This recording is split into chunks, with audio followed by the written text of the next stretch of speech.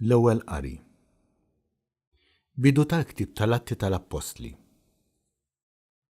Fl-ewwel rakkont tiegħi, Teofilu, tkellimt fuq dak kollu li Ġesu kien għamel u għallem minn mindu beda sal-jum li fih kien meħud fis-sema, wara li permezz tal-Ispiritu Santu tal-ordnijiet tiegħu lill-Apostli li hu kien għażel.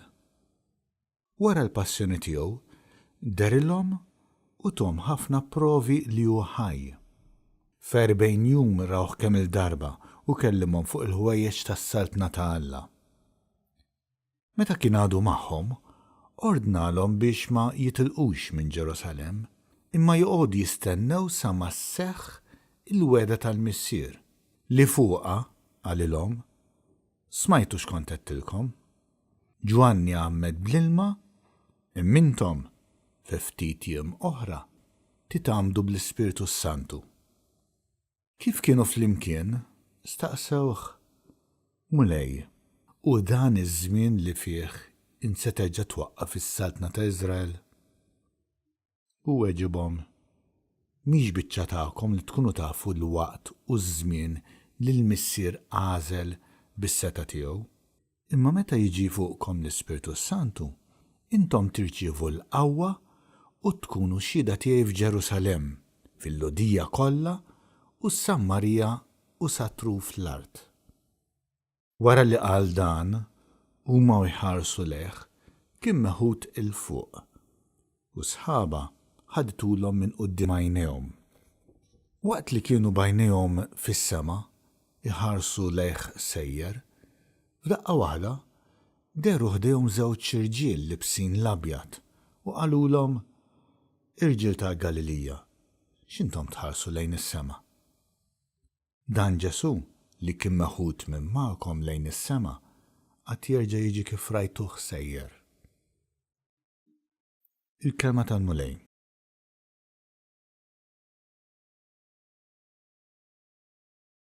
Salm responsorjali. Alleluja, alleluja, alleluja. Popli kollha, ċaċpu jdejkom, għajtu bleħen ta' ferħ lill-Alla, għax il-mulej l-għoli u tal-biża' sultan kbir fuq l-art kollha. Alleluja, alleluja, alleluja. Tela Alla bajjat ta' ferħ, il-mulej bid-daqq ta' trombi. Għannu lill-Alla, għannu lis-sultan tagħna, għannu. Alleluja, alleluja, alleluja. Għax Alla s-sultan tal-art kollha, għannulu bis-sena għanja sabiħa, jisaltan Alla fuq il-ġnus kollha, joqgħod Alla fuq it-tron imqaddes tiegħu. Alleluja, alleluja, alleluja.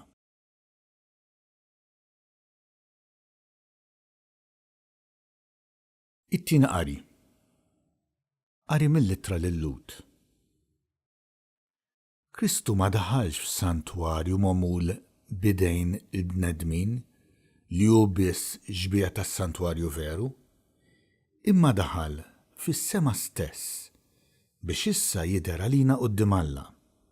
U daħal hemm mhux biex minn żmien għal żmien joffri lilu nnifsu bħalma l-qassis il-kbir jidħol kull sena fis-santwarju biex joffri demm ħaddieħor. Li kieku kien hekk, kien ikollu jbati ħafna drabi sa mill-ħolqien tad-dinja. Iżdissa der darba għal dejjem, meta waslet il-milja ta' żminijiet biex ineħħi d-dnub bis-sagrifiċċju tiegħu innifsu.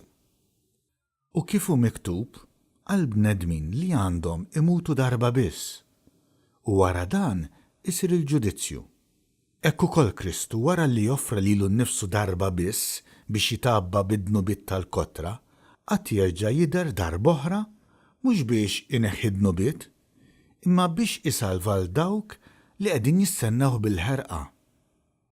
La darba ħuti għandna l-fiduċja li neħtlu fis-santwarju bis-saħħa tad-demm ta' Ġesu, billi ngħaddu mit-triq ġdida u ħajja li hu fetħilna l-ġewwa mill-velu li hu l-ġisem tiegħu stess.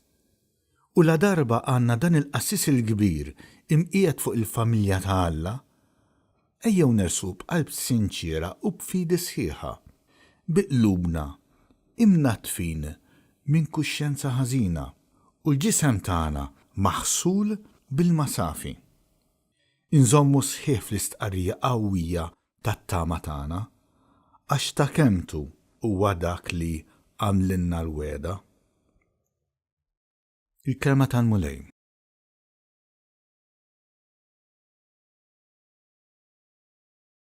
Eluq tal-Evanġelju skont San Luqa. F'dak iż-żmien Ġesu qal lid-dixxipli tiegħu: hekk kien miktub li l-Messija jbati u fit-tielet jum iqum mill-imwiet u li l-indiema għall-maħfra ta' dnubiet tixxandar f'ismu lill-ġnus kollha.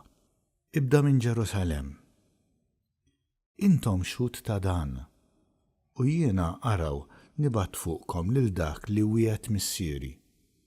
Immintom ibqgħu fil-belt sa ma Alla ikun libbiskom bil-qawwa tiegħu. Imbagħad ħadhom sa ħdejn Betanja u refa' idejh u berikom. U ġara li huwa jberikom inferet minnhom u kien meħud fis-sema. U ma nxteħtu fl-art jagħtuh qima u mimlin b'ferħ kbir reġgħu lura lejn Ġerusalemm u għadu l-ħin kollu fit-tempju ibierku lil Alla. Il-kelma tal-Mulej.